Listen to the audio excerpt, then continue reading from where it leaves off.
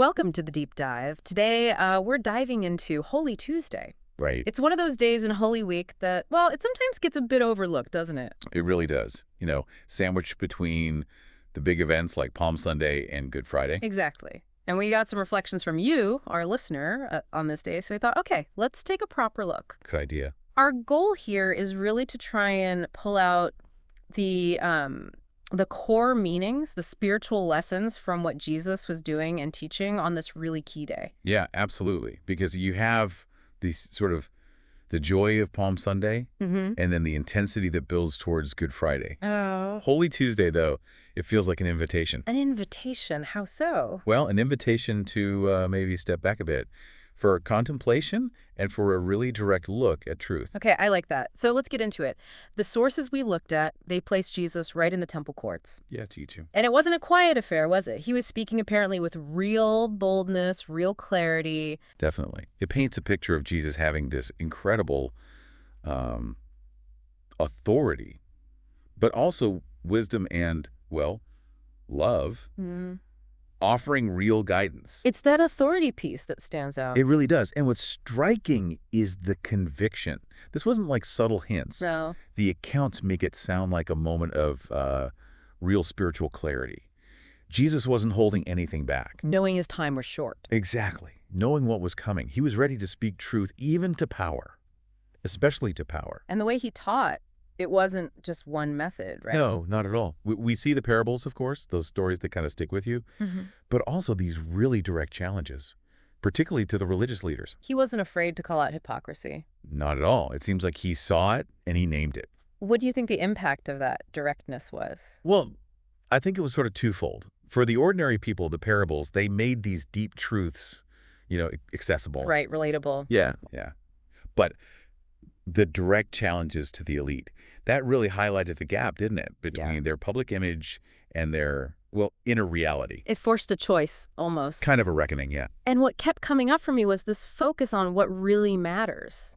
Justice, mercy, faithfulness. Yes. Over and over again. He seemed to be drawing this line against religious pride, lifting up the humble, honoring, authentic faith. Absolutely. And that invitation to the kingdom, it was for everyone. So broad. That inclusive message really shines through on this day, doesn't it? It does.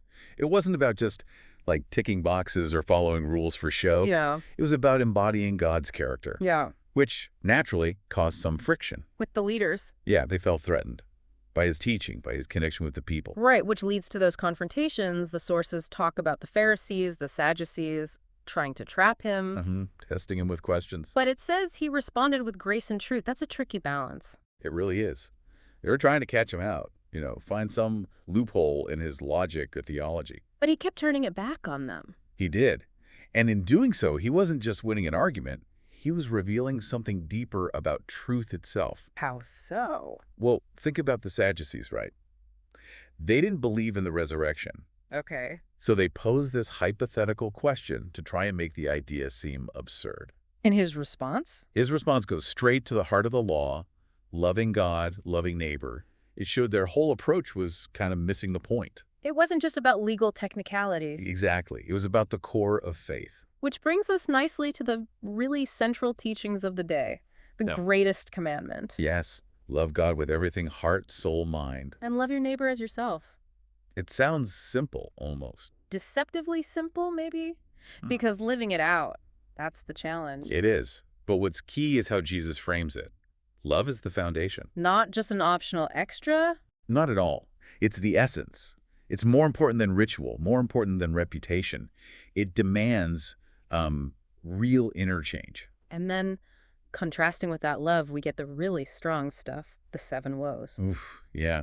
Directed at the scribes and Pharisees. Those are some powerful words, calling them out for hypocrisy, for burdening people, for being clean on the outside, but not so much inside. Yeah, full of greed and self-indulgence, he says. They are really stark warnings. They feel quite harsh, even reading them now. They do. But the sense you get is they weren't just like angry insults. No. It feels more like radical correction, a wake-up call, aimed at healing, ultimately. So not just public shaming, but trying to provoke actual change. I think so. trying to shock them into seeing the difference between their actions and their hearts, Mm. aiming for genuine transformation, not just looking good. Think about that first woe he mentions, tying up heavy burdens for others but not lifting a finger themselves. Right. That's not just ancient history, is it?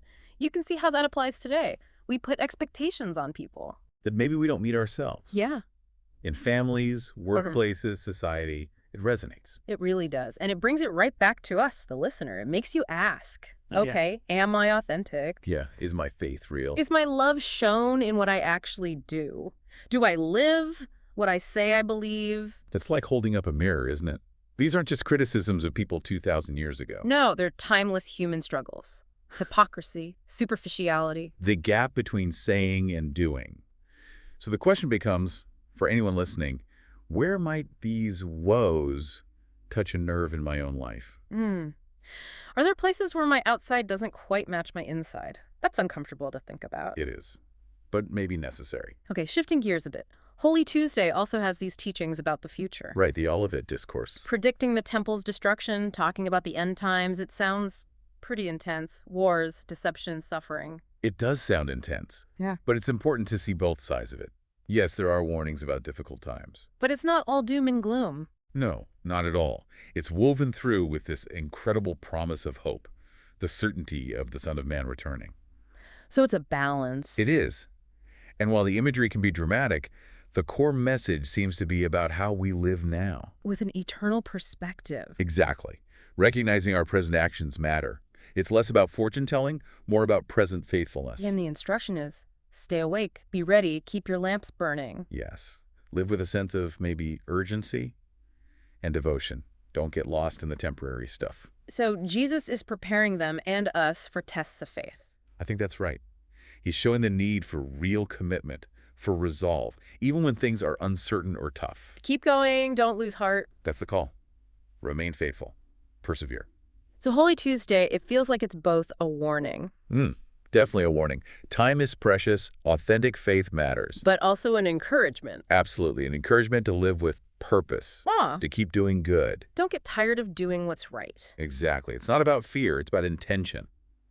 Living each day focused on what lasts. Keeping our eyes on Jesus, serving others, loving well. Living justly, walking humbly, all of that. And then, amidst all this intense teaching and confrontation, there's that quiet moment, the widow's offering. Yes. Such a contrast. Just 2 small coins, worth almost nothing. Practically nothing. Yet Jesus points her out, says she gave more than all the rich people putting in huge sums. It completely flips our idea of generosity, doesn't it?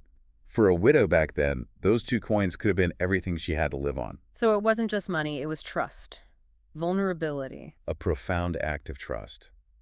And it's so powerful because it shows us God's perspective. He sees the heart. Exactly. It's not the amount, it's the sacrifice. Her offering was total, driven by love. Compare that to the leaders Jesus just criticized. Right, the contrast is huge. Their showy giving versus her quiet sacrifice. It highlights the difference between real devotion and just performance. It's such a reminder that God sees the things others don't. Yeah, the quiet faithfulness, the hidden prayers, the struggles nobody knows about. And nothing offered out of genuine love is wasted. Nothing's unseen. Precisely. It underscores what real discipleship looks like. Not grand gestures, but giving our whole selves, even if it feels small. So Holy Tuesday is also this call to deeper commitment then. I think so. An invitation to give our whole hearts to God. To offer everything, even the messy parts, the brokenness. Yes.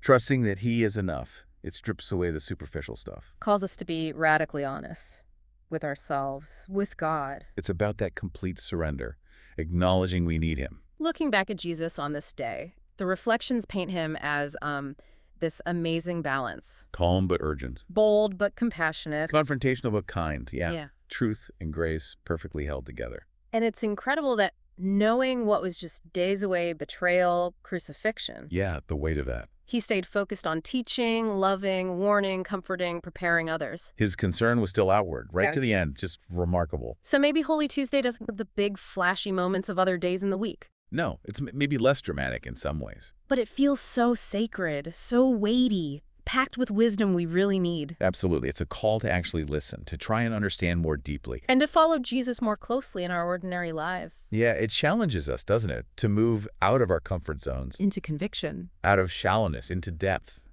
out of pride. Into humility, recognizing we always need God's grace. It's like an invitation to just sit at Jesus' feet, hear his voice, look at our own hearts honestly, Confess where we fall short. and receive his truth, allowing it to actually change us. Because ultimately the message is clear. Jesus is the way, the truth, the life. His words matter. His teachings give life, his authority, his love. They're constant. Holy Tuesday really hammers that home. It really does. Yeah. So as we wrap up this deep dive, Yeah, the invitation to everyone listening is pretty clear, I think. don't just skip over Holy Tuesday this year. Right. Don't rush past it. Take some time. Sit with these lessons. Wrestle with the challenges. Let them sink in. That's a great takeaway. And maybe a final thought to leave everyone with. How do Jesus' teachings on this specific day challenge your own understanding, your idea of faith, love, authenticity? Which specific woes feel particularly relevant in our world, or maybe even in your own life today? And what is that kind of complete surrender, like the widows? What does that truly look like for you? Definitely something to think about.